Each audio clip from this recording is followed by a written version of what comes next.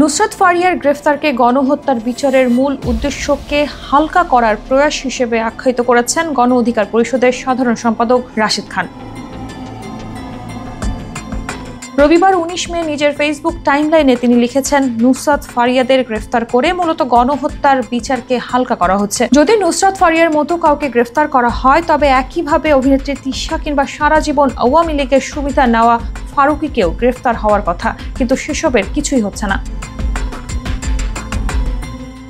তিনি প্রশ্ন তোলেন, ডামি 300 এমপিদের গ্রেফতারের কোনো খবর নেই, তাদের সম্পদ বাজেয়াপ্ত করার উদ্যোগ নেই, বরং নুসরাত ফারিয়াদের গ্রেফতার করে একটি হাস্যকর পরিস্থিতি তৈরি করা হচ্ছে।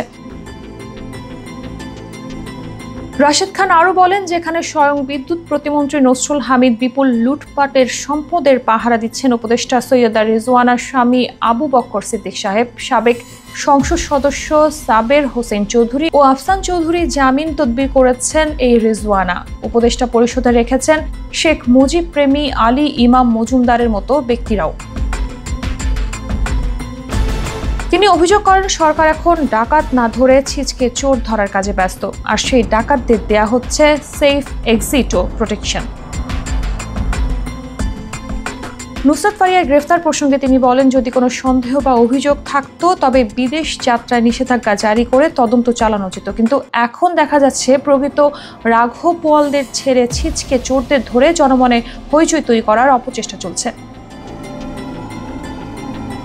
রাশেদ খান তার বক্তব্যে সরাসরি অভিযোগ করেন, গণহত্যার বিচার ও গণদাবিকে নরমালাইজড বা গুরুত্বহীন করে তোলার জন্যই সরকার এই ফাতরামো শুরু করেছে।